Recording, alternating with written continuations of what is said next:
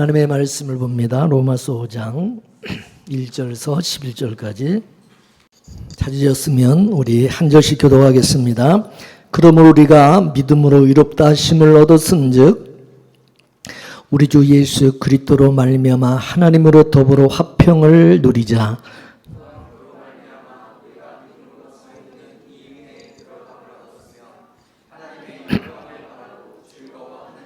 다만 이뿐 아니라 우리가 환난 중에도 즐거워하나니 이는 환난은 인내를, 소망이 부끄럽게 아니함은 우리에게 주신 성령으로 말미암아 하나님의 사랑이 우리 마음에 부음바 됨이니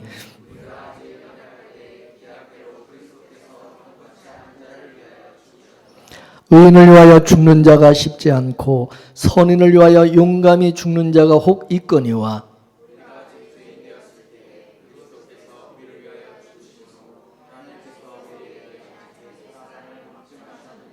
그러면 이제 우리가 그 피를 인하여 의롭다 하심을 얻었은즉 더욱 그로 말미암아 진노하심에서 구원을 얻을 것이니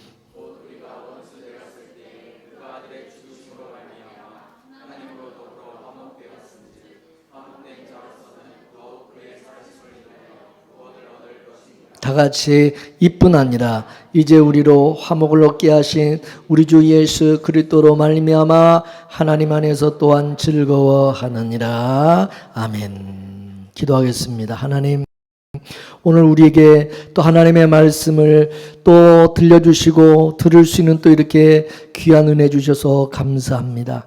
자기 백성들에게 하나님의 뜻을 알게 하시고 계시하시며 또 하나님의 또 말씀으로 성령께서 이끄심으로 우리가 순종하며 따라가게 하시고 그 또 하나님의 약속의 말씀을 믿고 우리가 이 세상을 이기고 또 환난과 고난과 또 죄와 원수 마귀를 이기며 승리케 하시는 하나님께 감사합니다. 이 시간도 이 말씀이 저희들 심령 속에 하나님의 귀한 하나님의 은혜가 되게 하시고 능력이 되게 하시고 생명이 되게 하여 주셔서 저들의 심령과 저들의 삶을 새롭게 하시고 또 하나님께 영광 되게 하여 주옵소서. 성령님을 의지하며 예수님의 이름으로 기도 올리옵나이다. 아멘. 할렐루야. 우리 성도들이 세상으로부터 미움을 받고 핍박을 받고 하는 것은 우리가 세상에 속한 자들이 아니기 때문이라는 것입니다. 즉 우리는 세상과 다른 편에 우리는 속한 자들이라는 것이죠. 이 말은 우리가 세상과 원수지간이다, 그런 뜻이 되는 것입니다.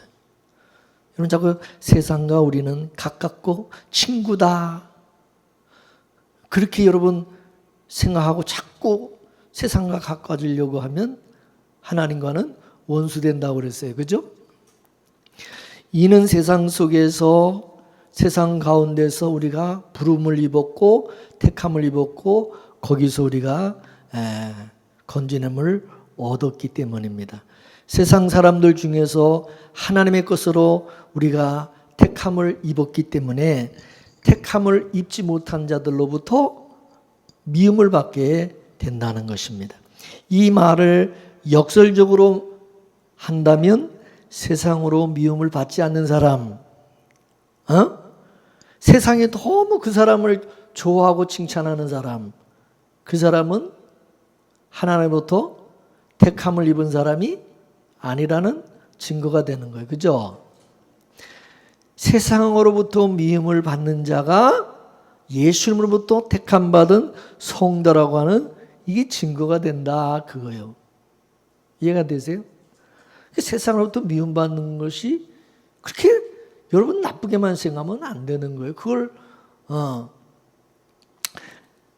따라서 내가 세상으로부터 미움을 받고 핍박을 받고 한다는 것은 곧 내가 예수님에게 택함을 받고 나는 예수님께 속한 자가 되었구나, 그렇게 확인하는, 내 스스로를 확인하고 점검하는 그런 계기로 삼아야 된다, 그거죠.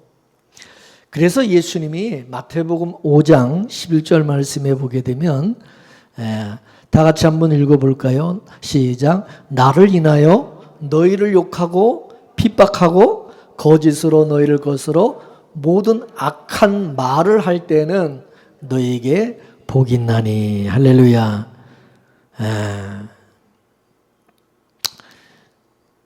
여기서 세상이라고 하는 것은 여러분 우주적인 어떤 세상, 코스모스를 말하는 게 아니라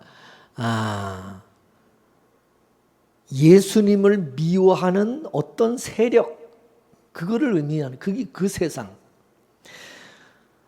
유대인들은 많은 군중들이 예수님을 쫓고 예수님을 따르는 것을 보고 보라, 온 세상이 저를 쫓는도다, 그렇게 말을 했어요. 온 세상이 저를 쫓는도다. 그러니 성경에서 그 큰 무리들을 세상으로 말씀하고 있다는 거죠.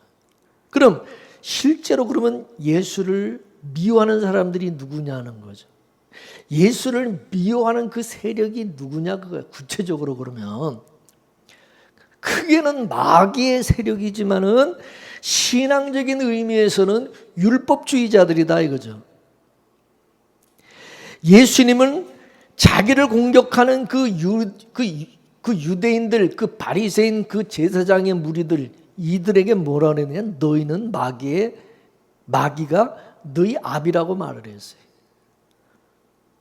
마귀가 그들 속에서 예수님을 자꾸 미워하고 예수님을 그냥 욕하고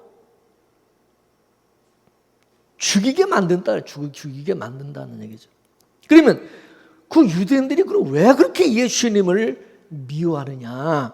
그것은 예수님께서 그들의 그 율법 신앙을 틀렸다고, 잘못됐다고 예수님이 고발을 하시고 책망을 하시고 그러기 때문이라는 거죠. 그죠? 아니 자기들은 지금 유대 사회에서 가장 신앙이 좋다고, 가장 하나님을 잘 섬기는 사람들이라고 존경을 받고, 아니 대우를 받고 인정을 받고 있는데 네가 뭔데 우리를 이렇게 무시하냐, 그거예요.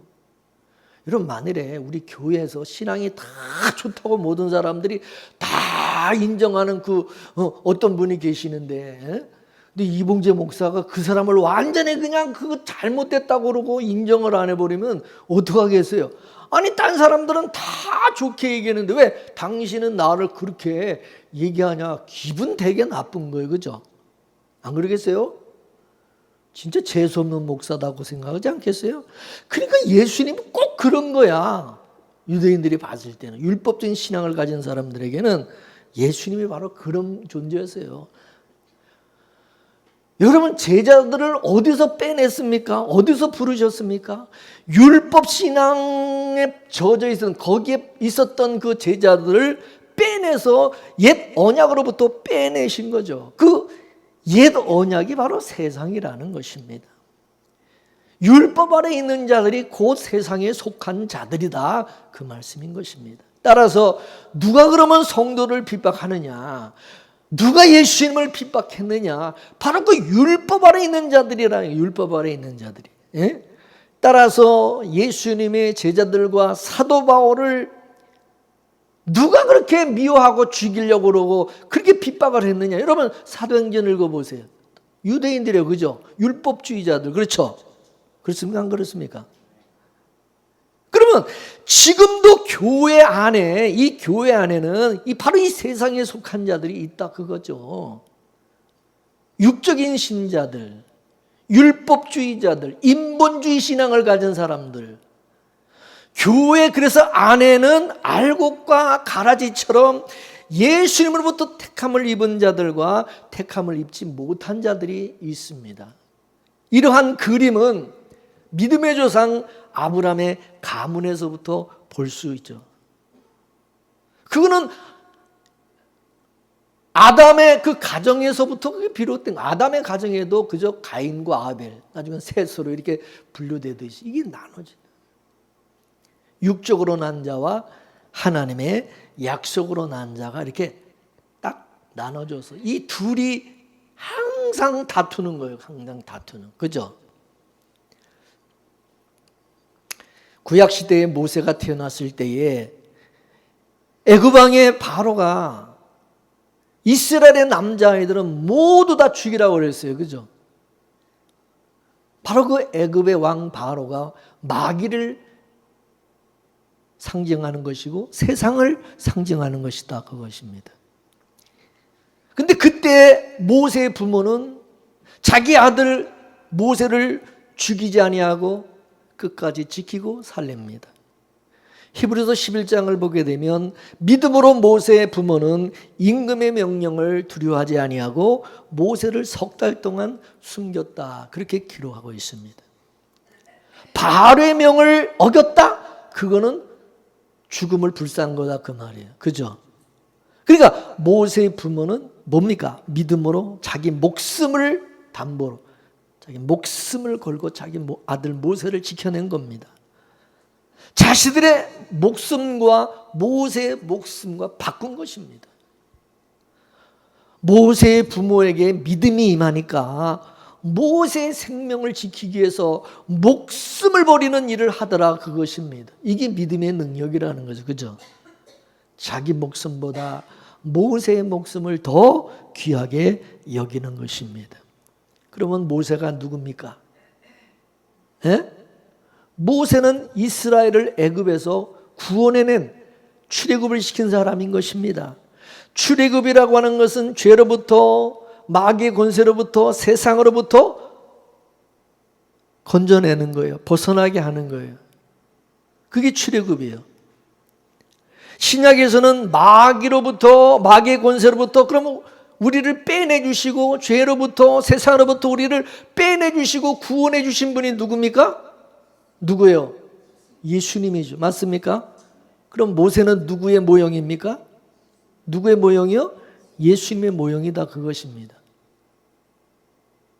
하나님이 구약에서는 모세를 예수님의 모형으로 세워서 보여주신 거예요. 모세의 역할은 곧 예수님의 역할을 모세가 한 거예요. 믿습니까? 예수님은 모세와 같이 자기 백성들을 죄와 사망으로부터 출애굽을 시키는 것이에요. 구약의 모세 시대에는 누가 이 이스라엘 백성들을 박해하고 학대하면서 핍박하고 종살이를 시켰습니까? 누가? 애굽의 바로가. 그 바로 왕이 이스라엘을 종살이 시켰어요. 그래서 이스라엘 백성은 바로 왕의 종노릇했던 노예처럼. 그러면 신약의 예수님의 시대에 누가 하나님의 백성들을 종살이를 시켰습니까? 누가? 예? 율법주의자들이 유대교가 주의 백성들을 율법으로 종살이를 시키고 있었던 것입니다. 이렇게 되면 이 유대교가 이 율법주의자들이 바로 애굽의 왕과 같다 그 말이에요. 그죠? 바로 이 예수님 당시 그 유대교가 바로 애굽이고 마귀인 것입니다. 그러니 유대교가 율법으로 하나님의 백성들을 옴짝달싹 못하게 종노릇을 시키고 있었던 것입니다. 그래서 예수님이 그 율법주의자들을 향하여 이 독사의 새끼들아 너의 비는 마귀라고 그렇게 독서를 그냥 저주를 하신 겁니다. 그 이유를 알아야 되는 거예요. 아시겠습니까? 예수님이 율법 아래 있는 자들을 건져내니까 그 율법 아래 있는 자들이 반발을 하는 겁니다. 그러면 이 시대도 마찬가지겠죠. 예수님의 피로 맺은 새 언약을 증거하지 못하게 하는 세력이 누구겠냐 이거죠. 바로 왕과 같은 율법주의자들이다 그 말입니다. 이 시대도 이해가 되시죠? 여러분 새 언약이 뭡니까? 예수님을 믿음으로 의롭다 하심을 얻고 거룩하고 정결하게 되는 거예요. 예수님의 피로 말미암아. 그죠? 그러면 하나님은 우리의 행위를 보시고 우리의 어떤 성품을 보시고 또 우리가 어떻게 사는가 그걸 보고 우리를 의롭다 여겨주시는 것이 아니라 뭐를 보고? 예수님의 피를 보고. 우리 안 본다고요. 우리 인물 보고 뭐 우리가 어떤 인간인지를 보는 게 아니라 예수님의 피가 있냐 없냐. 그죠? 그러면 이스라엘의 애굽에서 출애굽할 때 하나님은 그 집에 뭐가 발라져 있는가를 보시는 거예요? 예? 문설주에 피가 있냐 없느냐 그거 봤지. 그 집안이 어떤 인간이 사는지 그거 안 봤다 그 말이에요. 이해가 되십니까? 오늘 저와 여러분도 똑같아요. 하나님이 저와 여러분을 어떻게 보겠냐 이거예요. 여러분이 얼마나 착하고 인물이 좋고 얼마나 훌륭하냐 그거 보겠어요? 여러분에게 예수님의 피가 있냐? 예수님의 그 피로서 여러분이 정결함을 얻고 거룩함을 얻고 의롭담을 얻은 것을 믿고 있고 그거를 정말 믿고 그것을 의지하고 있느냐? 뭐 그거 보는 거예요. 이해가 되시죠?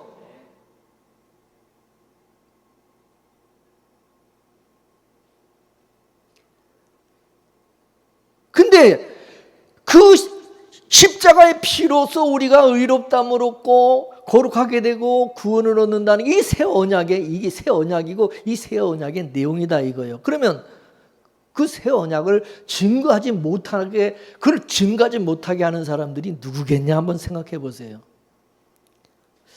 절간에 있는 스님들일까요? 그럼 저 세상 사람들일까요? 아니면 육적이고 율법적인 목사들일까요? 세상 사람들이나 절간에 있는 스님들은요 예수님의 피 몰라요. 관심도 없어요. 그래 안 그래요? 세상 사람들은 예수님의 피를 전한다고 해가지고 승질 안 내요. 모르니까. 그들은 십자가의 피를 전하든지 말든지 상관하지 않습니다. 예수님의 십자가의 피를 전하지 못하게 하는 세력은 바로 교회 안에 있는 율법주의 목사들이다 그 말입니다. 이해가 되십니까? 여러분 바울이 그랬잖아요. 거짓 선지자들이 다른 예수, 다른 영, 다른 복음을 전파한다고. 거짓 선지자들이 그럼 교회 밖에 있습니까? 교회 안에 있습니까? 어디 있어요? 교회 안에 있다 이것입니다. 왜 교회 안에 이 거짓 선지자들이 있는 것입니까? 이거는 구약에서부터 거짓 선지자들이 무엇을 했는지를 보면 압니다. 에스겔 34장을 보게 되면 거짓 선지자를 그러 뭐라 그러냐, 양털을 깎아가지고 자기 배를 불리고 양을 잡아먹는 놈들이라고 그랬어요. 이게 거짓 선지자들이라는 거예요. 그럼 이 시대 교인들을 통해서 이익을 챙기는 그런 자들이 누구냐 이거예요. 삭슬바라고 일하는 목사다 이거죠. 육에 속한 목사들이 교인들을 통해서 자기 이익을 자꾸 챙기려고 한다 그 말입니다. 성도는 양이고 육적인 목사는 양을 잡아먹는 이리와 같다는 거죠. 그럼 이 시대 교회 안에서 거짓 선지자는 바로 거짓 목사들이라는 것이 드러나는 것입니다. 그래서 예수님은 이 거짓 목사들을 삭군이라고 한 겁니다. 삭슬바라고 하는 자가 바로 거짓 선지자고 모세 시대로 말하면 애굽의 바로왕이다 그것입니다. 그 사람들은 그런 목사들은 예수님의 피에 대해서 새 언약에 대해서 관심이 없어요. 어떻게 해가지고 교회 부흥시켜가지고 자기 그냥 이익을 챙길까 이런데 관심이 주로 있는 것이고 어떻게 해든지 교회 부흥시키고 성장시키는 데 초점이 있는 것이지 그래 안 그래요? 교회를 먹는 수단으로 생각하는 목사가 바로 예수님의 십자가 피를 가리는 그런 자들이라는 것이죠. 예수님께서 십자가에 죽으신 게 뭐 때문에 죽으셨냐 이것입니다. 바로 율법의 요구 때문에 예수님이 죽으셨어요. 다시 말해서 율법으로 인해서 죽으신 거예요. 율법. 율법의 요구가 뭐예요? 죄의 삭은 사망이라 이거예요. 그죠? 그래서 그 율법의 요구에 따라서 예수님이 죽으신 거예요. 그렇다면 율법에 의해서 예수님이 죽으셨다. 그 말 맞는 거죠. 그죠? 왜 죄인이 죽습니까? 왜 죄인이 죽는 겁니까? 하나님의 말씀을 지킬 수가 없기 때문에, 하나님의 말씀을 지키지 못했기 때문에, 순종하지 못했기 때문에. 그래서 예수님께서 십자가에 죽으신 것은 하나님이 택한 백성들이 그 율법의 요구인 그 하나님의 말씀과 율법에 순종하지 못하고 그 말씀을 지킬 수가 없는 그 자기 백성들을 위해서 예수님이 대신 죽으신 겁니다. 그러니 자기 백성들이라고 한다면 내가 하나님의 말씀을 지키지 못해서 순종하지 못해서 내가 죽어야 되는데 내가 죽을 죄인인데 나를 대신해서 예수님께서 십자가에 죽으셨다는 것을 믿어야 되고 알아야 된다 그 말이죠. 그렇죠? 그럼 성령을 왜 우리에게 보내주셨습니까? 성령을 우리에게 보내주신 것은 자기 백성들에게 바로 이 사실을 깨닫고 믿어지게 하기 위해서란 거죠. 그죠? 그러니 성령을 받은 성도는 예수님께서 십자가에 죽으신 것이 바로 나 때문입니다.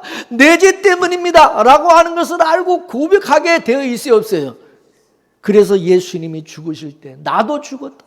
예수님과 함께 예수님이 죽은 게 아니라 바로 내가 죽은 거라고 그렇게 믿어지는 거예요.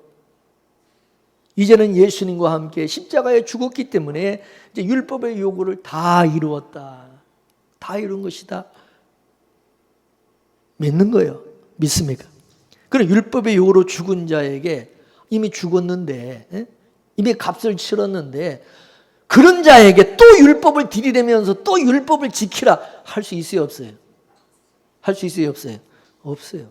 이미 예수님이 대신 죽어주심으로써 율법이 요구하는 죄값인 죽음을 다 치렀기 때문에 한 번에 단번에 치러버렸어요. 그러니 예수님과 함께 십자가에 죽었다는 것을 믿는 성도는 율법에 대해서 죽은 거예요. 이미 죽은 거예요. 그죠? 율법에 대해서 죽었다는 것은 이젠 더 이상 율법적인 요구를 내가 그 요구를 내가 지킬 이유가 없다 그 말이에요. 그죠? 성령이 자기 백성들에게 오셔서 바로 이 사실이 믿어지게 하는 것입니다. 우리가 이 사실이 믿어진다는 것은 성령이 내 안에 와 계신다는 증거입니다. 믿습니까? 처음으로 이 사실을 맛본 사람들이 바로 사도행전 2장에 나오는 12제자들과 바로 성도들이었던 것입니다. 12제자들에게 성령이 임하고 나니까 이들이 메뚜기 뛰듯이 그냥 온 동네를 뛰어다니면서 그냥 예수님의 십자가의 사건을, 예수님의 그 피를 증거하기 시작했던 것입니다. 그 당시 그때에 이 사울이라고 하는 이 청년이 이 율법에 완전히 미쳐 있을 때였어요. 사울은 입에 개거품을 물고 어떤 놈들이 우리 조상 대대로부터 지켜오는 아브라함으로부터 우리가 그 모세 때부터 지켜오던 그 율법을 무시하고 아니 십자가에 달려 죽은 그 예수를 믿어야 된다고 어떤 놈들이 그렇게 그러고 돌아다니냐고. 그래서 이 바울이었던 그 사울이 바울 됐으니까 사울이 그때 그냥 스데반 집사도 돌로 쳐서 그냥 죽여버리는 일에 앞장을 섰던 것이고요. 율법 신앙을 무너뜨리는 그것들은 다 이단이라고 간주하고 핍박을 하고 다메섹 가가지고 그런 예수를 믿는 것들을 다 잡아다가 옥에다가 가두기 위해서 갔던 겁니다. 이해가 되십니까? 그런데 그 다메섹에서 누구를 만난 겁니까? 그 제자들이 증거하는 그 예수님을 만나게 된 것입니다. 그리고 나서 모든 율법 신앙이 완전히 다 무너지고 거기서 다 깨져버린 거예요. 그렇죠? 예수님을 만나고 보니까 열심히 율법을 지켜서 이게 의로워지는 게 아니라 예수님이 나를 위해서 십자가에 필려 죽으심으로 그 율법의 요구를 다 이루어 주셨기 때문에 그 예수님을 믿음으로만이 우리가 의로워진다는 사실이 그게 깨달아진 거예요. 그 깨달아진 것을 사도 바울의 눈에서 뭐가 떨어졌다? 비늘이 벗겨졌다고 표현하는 거예요. 그게 눈이 떠져. 그걸 깨닫게 알게 된. 그죠? 하나님의 의라고 하는 것은 율법 신앙에서 나오는 것이 아니고 예수 그리스도를 믿음으로 주어진다는 사실을 알게 된 거예요. 오히려 그 율법 신앙이라고 하는 것이 예수님의 그 의를 가리는 역할을 하고 있었다라고 하는 것을 철저하게 깨닫게 된 겁니다. 그래서 사도 바울이 180도로 확 뒤집어져서 바뀌어가지고 반대로 이제는 율법을 지키고자 하는 놈들과 싸우게 된 거예요. 옛날에 자기하고 똑같은 사람들하고 이제 부딪히고 싸우게 된 거예요. 그죠? 사람이 의롭게 되는 것은 예수님의 피로만 된다고 예수님의 제자들하고 똑같은 소리 하면서 똑같이 이제 증거하게 된 거예요. 그죠? 제사를 지내고 절기를 지키고 율법을 지켜서 우리가 죄가 사해지고 의로워지는 것이 아니라 예수님의 피로서만 죄가 사해지고 그것을 믿는 자가 다 의로워진다고 증거하기 시작한 것입니다. 예수님께서 십자가에서 의문에 쓴 그 증서를 다 도말했다. 의문에 쓴 증서라는 거 바로 그 율법을 다 도말해버렸다고. 그러니 이젠 율법식으로 율법의 방법으로 하나님을 우리가 섬겨서는 안 된다는 거죠. 율법 신앙 속에는 먹고 마시는 것이 있고, 여러분 레위기를 읽어보면 그죠? 부정한 음식이 있고 부정한 동물이 있고 그렇지 않은 동물이 있고 먹을 것이 있고 먹지 말아야 될 것이 있고 있어요 없어요? 다 가려 먹어야 돼요. 예?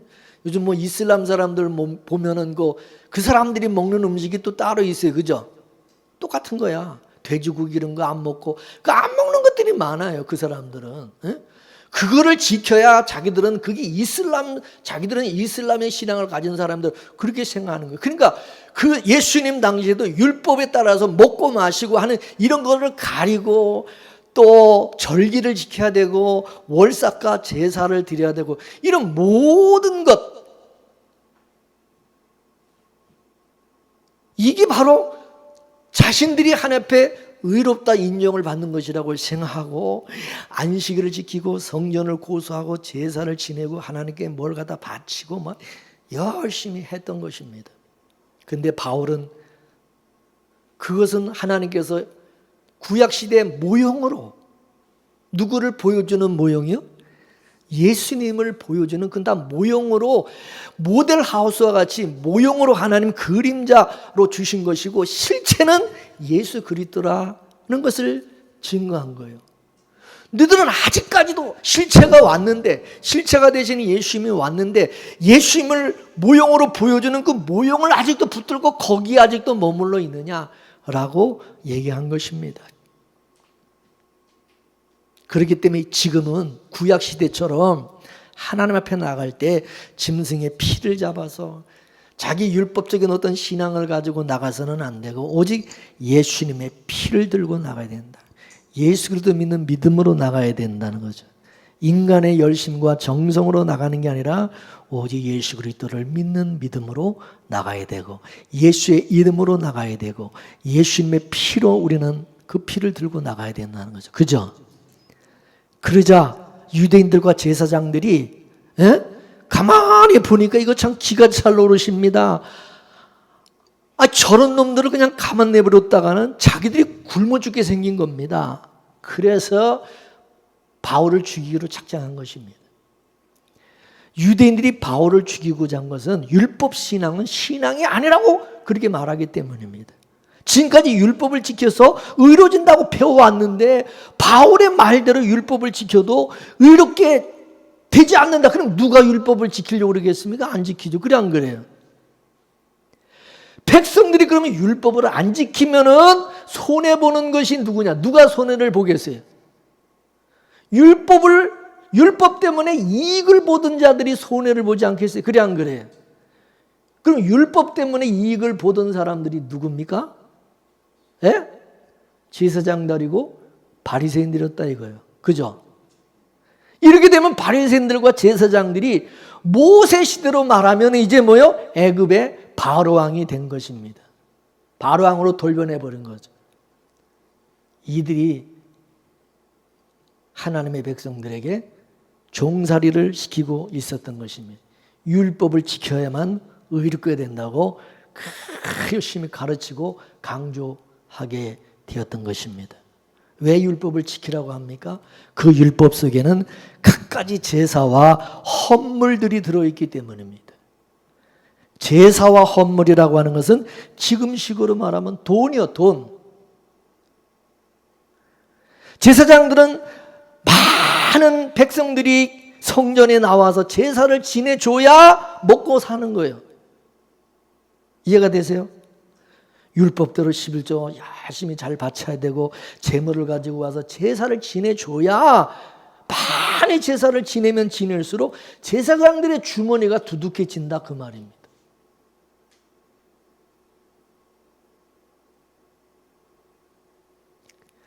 근데 바울은 그렇게 열심히 제사 지낼 필요가 없다고 말하는 겁니다.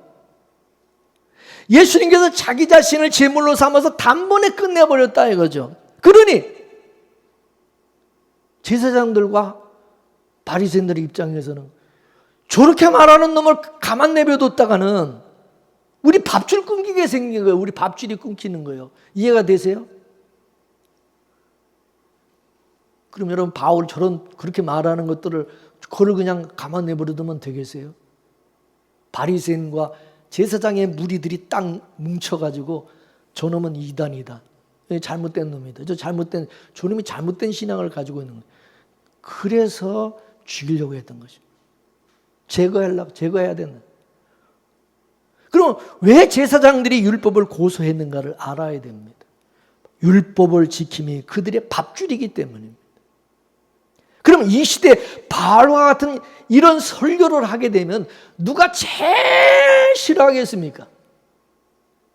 교회라고 하는 직장에서 월급 받아먹는 목사들을 아니겠습니까? 바울은 바로 이런 자들을 십자가의 원수라고 말했던 것입니다. 빌립보서 3장 18절에서 19절에 보면은 다 같이 읽으면 시작. 내가 여러 번 너에게 말하였거니와 이제도 눈물을 흘리면서 말하노니 여러 사람들이 그리스도의 십자가의 원수로 행하느니라. 저의 마침은 멸망이요 저의 신은 배요 그 영광은 저의 부끄러움에 있고 땅의 일을 생각하는 자라. 아멘. 바울은 눈물을 흘리면서 성도들에게, 빌립보 성도들에게 말한다고 합니다. 많은 사람들이 지금 예수님의 십자가의 원수로 행하고 있다는 것입니다. 이 사람들은 누구냐면 예수님을 이용해가지고 자기 배를 불리는 사람들이라 이것입니다. 그들의 신은 배라는 것, 자기 배. 먹고 살기 위해서 목사 노릇 한다 그 말입니다. 교인들로 말하면 먹고 살기 위해서 교회 다니고 먹고 살기 위해서 예수 믿는다 그 말인 것 똑같은 겁니다. 이해가 되십니까? 예? 그 사람도 십자가의 원수고 그런 또 목사도 십자가의 원수고 똑같다 그 말이에요. 예수님 당시 제사장들은 재물에 관심이 있었지. 이 재물에 관심이 있었지. 실제로 군중들의 신앙에는 관심이 없었습니다. 그 증거가 자기들도 못 지키는 율법을 엄청나게 많이 세밀하게 더 많이 만들어가지고 그걸 지키도록 강요를 했던 것입니다. 그거 지키지 못한다는 것을 자기들도 알아요. 그러면서도 그 율법을 지키라고 한 것은 백성들이 율법을 자꾸 어겨야 자꾸 재물을 갖다 바칠 거 아니냐 이거. 재물을 많이 갖다 바치면 바칠지 누구 배가 부르냐, 누가 이익을 보냐, 제사장들이 이익을 보는 거예요. 이해가 되세요? 근데 예수가 나타나가지고 세상에 성전에서 그 거래하는 그 재물을 거래하고 환전해주고 그러는 그 장사꾼들 그냥 다 내어쫓고 그냥 상을 다 뒤집어 엎으면서 하나님의 집을 강도의 구렬로 만들었다고 다 그냥 뒤집어 엎어보니까 제사장의 무리가 가만히 있겠어요, 여러분? 뚜껑 열리는 거지. 이게 어디 와가지고 지금 행패를 부리냐고. 그렇게 쌍그랬어요. 저 예수를 그냥 내버렸다가는 우리 밥줄 다 끊기게 생긴 거야. 그래서 작당을 한 것이 뭐냐? 예수를 이단으로 몰아가지고 십자가에 못 박아 죽인 거예요. 선동을 해서 율법주의자들의 그 율법주의 신앙을 가진 사람들을 막 부추겨가지고 예수를 십자가에 못 박아 죽이라고 막 그 뒤에서 그 제사장의 무리들이 바리새인들이 바로 그 일을 했던 겁니다. 이해가 되십니까? 지금도 마찬가지입니다. 지금도 교권주의자들이 예수님께서 십자가에서 다 이루셨다 그러면 길길이 날뛰는 거예요. 십자가에서 예수님이 안식일도 폐하고 성전도 폐하고 제사도 폐했다 그러면 이게 그냥 화가 나는 거야. 깜짝 놀라는 거야. 아니 우리 지금까지 그렇게 안 배웠는데 이게 뭐야? 뭔 소리야? 다른 거는 다 양보를 해도 교회를 건들거나 11조와 주일 성수 건들면은 용서하지 않겠다. 왜냐? 그게 우리 밥줄이기 때문에, 내 밥줄이기 때문에. 그러니까 목사들이 눈이 확 뒤집어지죠. 그렇게 하면. 이해가 되시죠? 그래서 노골적으로 십자가 피를 전하는 것을 이단이다.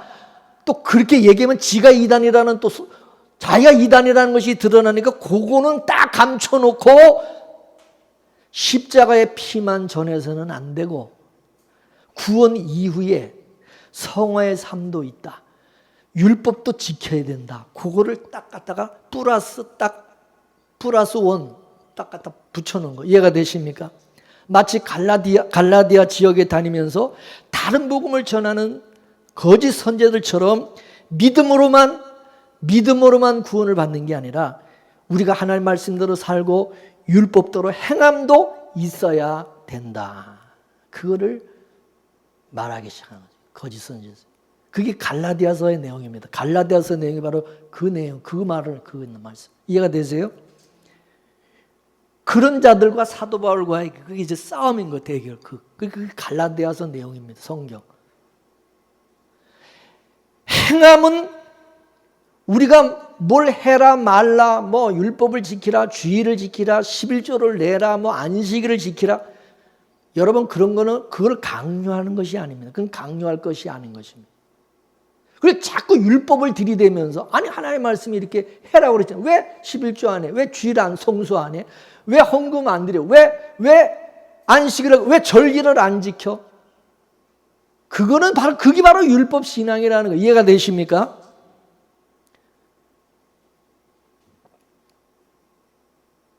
교회 나오고 싶어 하는 사람에게 교회 오지 말라, 교회 나와라 강요할 필요가 없어요. 이거 해라 저거 해라. 강요하는 것은 뭐냐? 왜 강요하느냐? 그 하기 싫은 사람한테 자꾸 하라고 강요하는 거다 그 말이에요. 이해가 되십니까? 왜 하기 싫은 사람에게 왜 자꾸 강요를 합니까? 그래서 강요해서 하게 되면은 나중에 어떤 결과가 나오느냐? 내가 했다. 내가 이렇게 드렸고 내가 이렇게 헌신하고 내가 교회 11조 내가 바쳐주지 않느냐? 그럼 자기가 교회를 도와준 것처럼 자기가 무슨 자기가 바쳐준 것처럼 왜 강요해서 했기 때문에 자기가 한 것처럼 막 나중에 보면 지가 다 생색을 내는 거 자기가 다 했다고 그래 안 그래요? 그래서 저번에 얘기했잖아요. 어떤 사람은 교회 와가지고 내가 한 거 다시 도로 다 내놓으라고 삐져가지고 이제 시험 들어가지고 그런 일이 발생 안 되니까요. 그렇지 않으면 교회를 뒤집어 엎어버리는 거죠. 무서운 겁니다. 이 율법주의 신앙을 가진 사람들. 그래서 속된 말로 예수 믿기 싫다는데 왜 자꾸 예수 믿으라고 강요하느냐 이게. 그런 사람들이 여러분 너무 많아요. 아니 예수 믿기 싫은 사람을 자꾸 붙들어 놓고 계속해서 무슨 스토킹 하듯이 계속 예수 믿으니까 아예 학을 띄고 질려버리는 거예요. 그래 안 그래요? 그래 안 그래요? 근데 그 사람 그걸 전도하는 거라고 그런 식으로 자꾸 전도한다고 그러는데 그건 오히려 그 사람으로 하여금 더 질리게 만드는 거예요. 이해가 되시죠? 하나님께서 믿음을 주시고 은혜를 주시면요 알아서 움직입니다. 알아서 교회 나오지 말라고 그냥 다리 몽둥이 부러뜨리니까 교회만 나가기만 해 죽여버린다. 그래도 갑니다. 이해가 되십니까? 이해가 되세요? 믿음을 받은 성도는 은혜를 받은 성도는 강요할 것이 하나 없습니다. 뭘 강요합니까? 제가 여러분에게 지금 강요하는 게 있습니까? 뭐를? 예? 강요 안 해요. 왜 집사님 지난 수요일날 왜 예배 안 나오고 왜 주일날 왜 예배 안 나와서 그런 거 내가 막 해먹고 뭐 그런 거 있어요 없어요? 해요 안 해요? 예?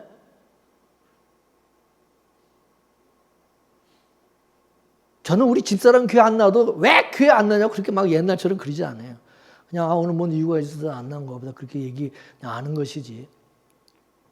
강요해서 되는 것이 아니에요. 강요한다고 되는 그게 율법 신앙입니다. 왜 자꾸 강요하느냐?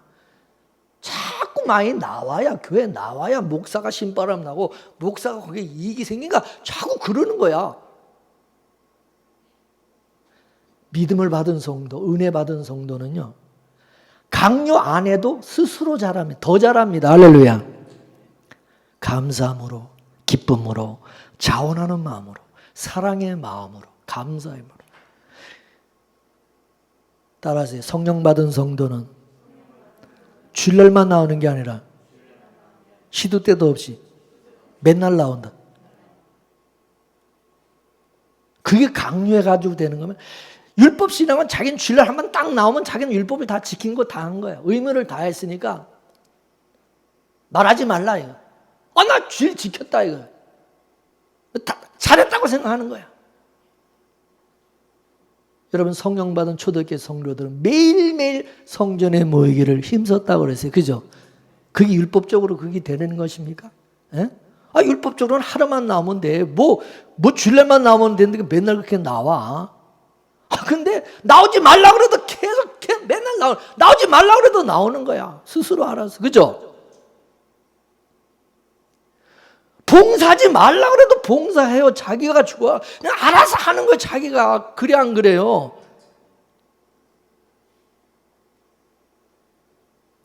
믿음으로 살아가고 은혜로 살아가는 삶에는 강요와 억지가 없습니다. 협박. 왜 협박합니까? 너 교회 안 나가면 그냥 가만 안 둘 거야. 애들도 그래요. 애들도 그냥 주일날 되면 너 교회 오늘 안 나가면 그냥 너는 그냥 주저라라 그냥 교회만 갔다 와가지고 너 가만 안 둘 거야. 애를 막 잡아야 협박해요. 그냥. 그러면 그래서 무서워서 교회 나가는 거지. 그래서 혼날까 봐. 그래, 안 그래요?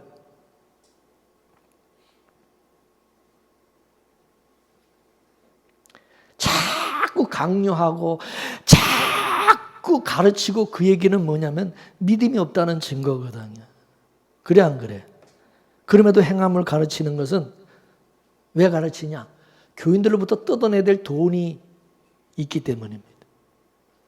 뭔가 받아내야 될 것이 있기 때문에 자꾸 이래라 저래라 이거 해라 저거 해라 자꾸 시키는 거예요.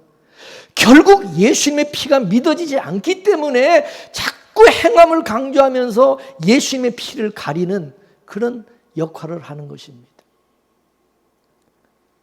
목회를 무슨 먹고 마시는 직업으로 생각하는 사건들은 모든 설교를 들어보면 교인들한테 맨날 뭘 해야 된다, 뭘 해야 한다, 뭐 해야 한다. 그런 쪽으로 내용이 보면 그렇습니다. 그 설교 내용이. 뭘 해야 된다, 해야 된다는 걸 엄청나게 강조하는 것입니다. 그 말씀의 내용. 그래, 안 그래요?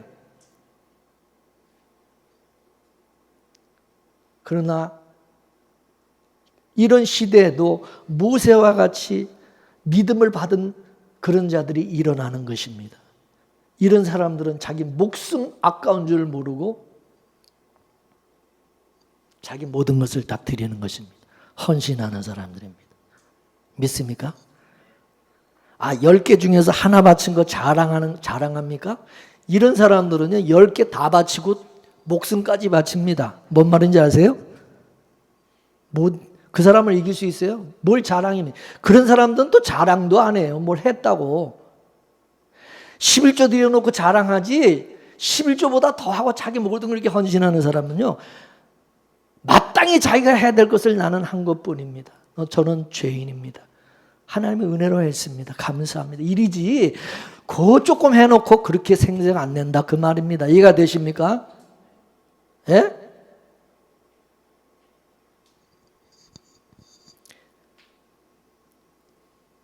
예수님의 피를 가리는 것을 죄라고 그걸 고발하고 그게 잘못된 거라고 고발하는 사람들이 바로 현대판 모세의 부모들인 것입니다.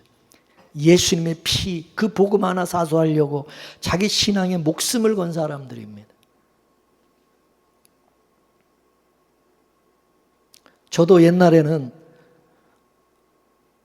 사건 목사로서 삭슬바라고 월급으로 직업적으로 좀 생각을 하면서 목회를 해서 많은 좀 성도들이 우리 교회에 나왔으면 좋겠고 교회가 좀 부흥했으면 좋겠다. 뭐 이런 생각과 마음이 뭐 없었던 것이 아니에요. 저도 인간적으로. 근데 지금은요. 제가 무슨 뭐 밥벌이 하려고 내가 지금 뭐 이거를 하냐. 지난번에 교회가 어려웠을 때 사례비도 못 받고 살면서 내가 이거 해야 되는가? 내가 이랬는데 뭐 교회에서부터 내가 뭐 받는 것도 아무것도 없는데 내가 뭐 이렇게 해야 되나? 이런 생각도 드는데 그게 아니라 내가 복음을 위해서 예수님의 십자가 복음을 전하기 위해서 내가 사는 거고 있든지 없든지 있으면 있는 대로 그런 가운데서 내가 살아있는 동안은 내가 복음 전하는 것이 내가 진짜 내가 해야 될 일이고 또 이것이 내가 즐겁고 기쁨으로 하는 것이지 내가 무슨 뭐 여기서 교회 교회 재정이 없으면 못 받을 수도 있는 거고 있으면 또 받는 거고 그런 거지 그거에 내가 왜 그거에 신경 써서 내가 해야 되나 생각이 이제 바뀌어져 버리는 거 바뀌어져 버렸어. 그래서 저는 여러분들에게 뭘 해라 안 해라 뭐 강요 안 하지 않습니까? 그냥 은혜를 하나님의 은혜를 여러분이 깨닫고 알면 그냥 그죠? 우리 교회는 참 이제 완전 제가 잔소리 안 해도 알아서 그냥 편하고 나올 사람 다 나오고 그죠? 그래 안 그래요? 뭐 제가 전화 맨날 옛날에 맨날 전화 돌려가지고 그냥 또 왜 안 나오냐 그러고 물어보고 또 뭐 자꾸 나오라 그랬었고 지금은 안 그래도 다 또 하나님의 은혜를 알고 깨닫는 분들은 알아서 다 나오는 거 그죠? 알아서 하시네 알아서 뭐 강요해 뭘 강요합니까? 성도는 비진리와 싸워야 되지만 또한 세상 가치로부터 벗어나는 싸움을 하게 되어 있습니다. 이 세상 입장에서 성도는 외국인이고 나그네고 이방인들입니다. 알다시피 이 세상은 마귀의 세상이에요. 마귀.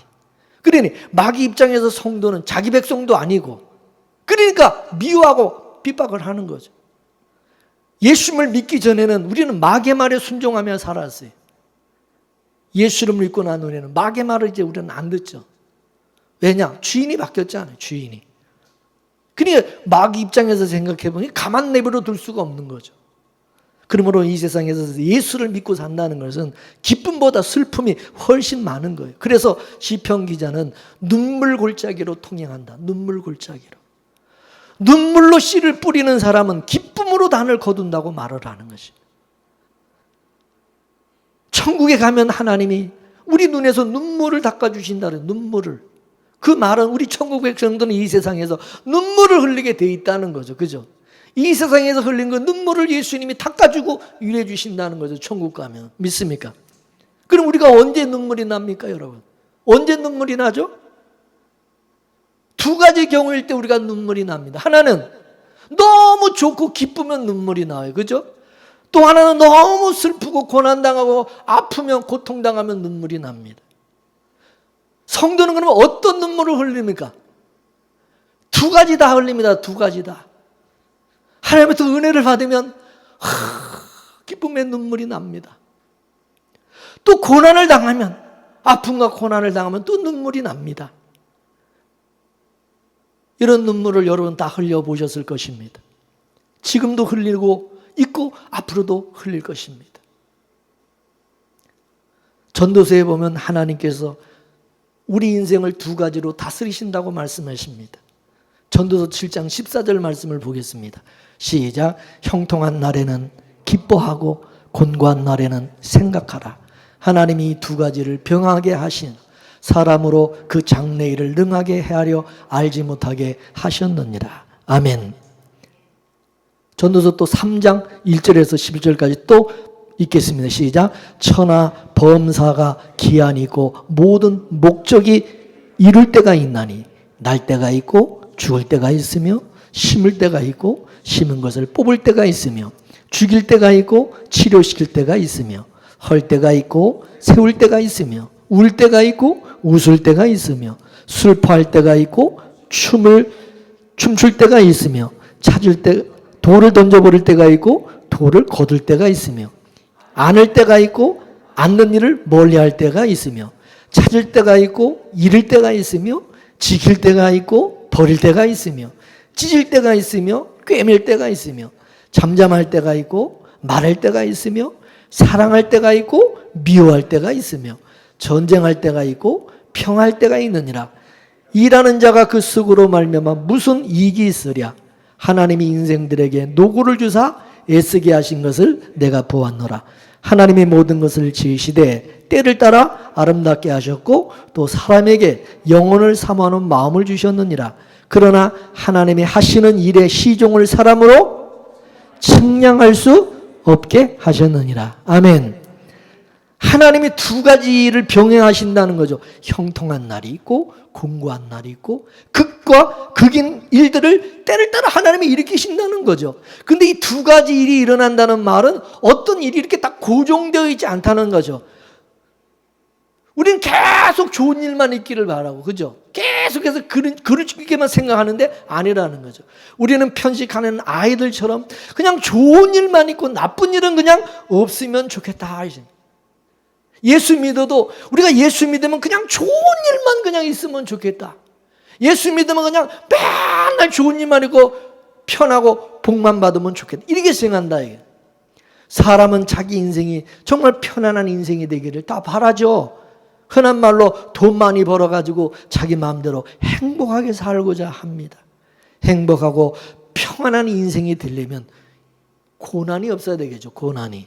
그래서 우리는 하나님께 기도하기를 고난이 없게 해주시옵소서. 환난과 고난이 없게 해주시옵소서. 근데 하나님은 세상에 대한 정과 욕심을 십자가에 못 박아 죽이라고 하시는. 근데 우리는 도리어 정과 욕심을 채우고자 한다 이거예요. 그래서 하나님이 우리가 그게 안 되니까 간섭을 하시는 것입니다. 이 세상은 천국의 반대라고 그랬습니다. 천국의 반대가 뭐예요? 지옥이죠. 따라서 이 세상은 뭐냐? 천국의 반대니까 지옥인 거예요. 우린 지금 지옥에 살고 있는 겁니다. 천국에 살고 있는 게 아니야.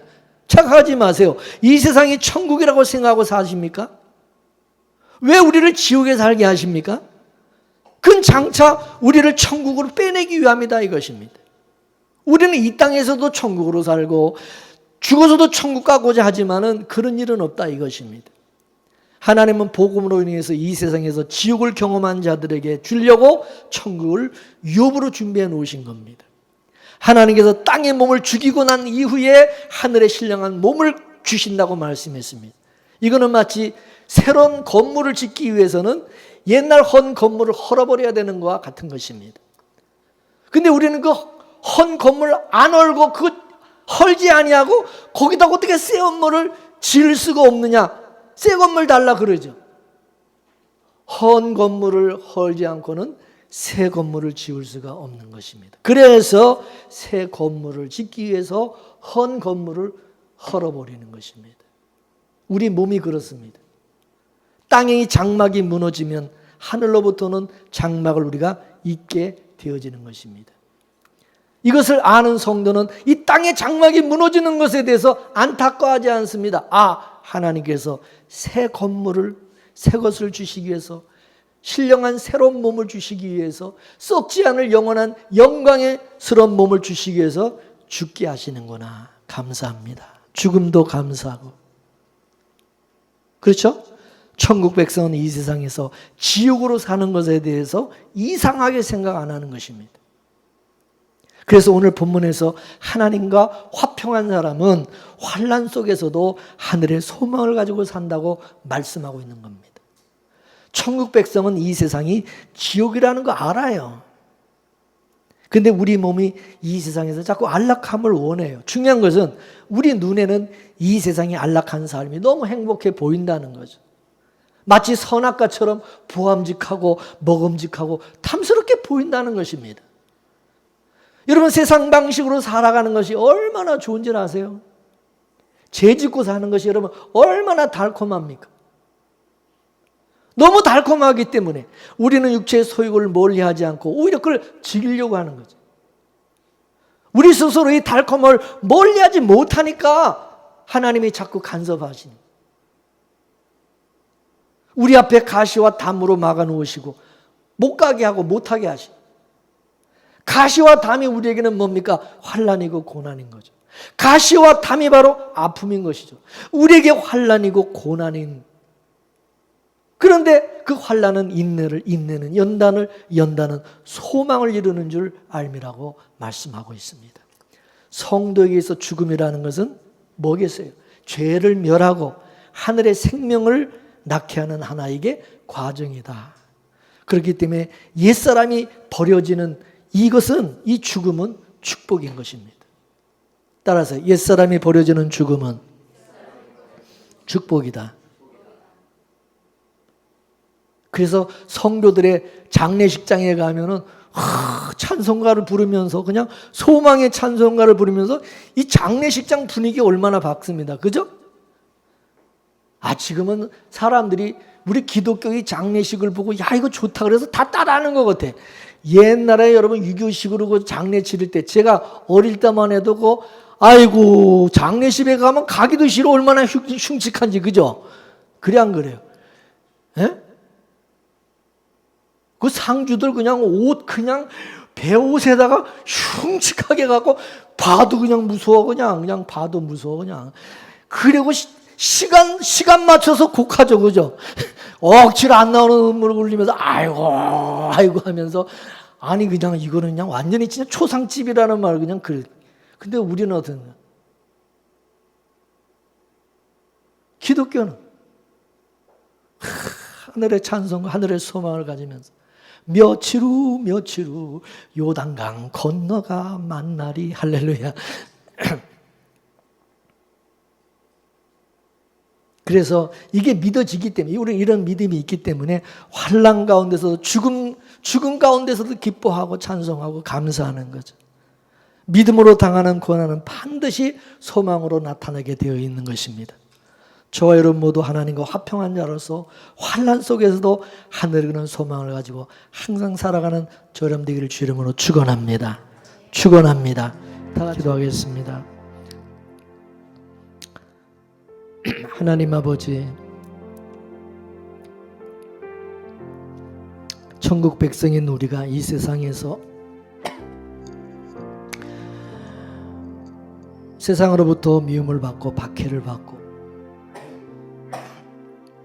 세상 가치로 또 우리가 살아가지 않고 예수 그리스도를 믿고 의지하며 오직 예수님의 피, 그 죽으심의 그 공로만을 우리가 믿고 의지하며 또 그것만을 자랑하고 증거하며 살아갈 수 있게 하시고 이 땅에서 우리가 비록 환난과 어려움을 당하기도 하고 미움을 받고 고난을 당하지만 우리에게 영원한 하나님의 나라 천국이 있고 하나님의 위로가 있음을 우리가 믿고 바라보며 그 또한 감사함으로 받아들이고 이길 수 있게 해주신 하나님 감사드립니다. 우리는 고난과 환난 중에서도 감사하고 기뻐할 수 있고 죽음도 하나님의 축복으로 우리가 바라보고 기뻐할 수 있는 그런 자들이 될 수 있게 해주신 것 감사합니다. 주여 예수 안에서 우리는 이미 복을 받은 자들이고 하늘의 소망을 가지고 살아가는 사람으로서 이 세상에서 비록 우리가 남보다 좀 뒤떨어지고 우리가 남보다 편안한 삶을 살지 못한다 할지라도 예수 안에서 항상 우리가 믿음으로 살아가는 그런 믿음을 잃지 않게 하시고 하나님의 은혜로 더 충만하게 채워주시기를 간구합니다. 오늘 귀한 말씀을 통해서 또 우리가 위로받게 하시고 힘을 얻게 하시고 더 믿음으로 살아갈 수 있도록 격려해 주시니 감사합니다. 우리 사랑하는 성도들 하나님 주여 성령 안에서 더 우리가 하나님 기뻐하고 감사하고 율법적인 신앙을 넘어서 더 하나님 앞에 정말 우리가 인정받을 수 있는 믿음의 사람들이 되도록 축복하여 주옵소서. 예수님의 이름으로 기도 올려옵나이다. 아멘.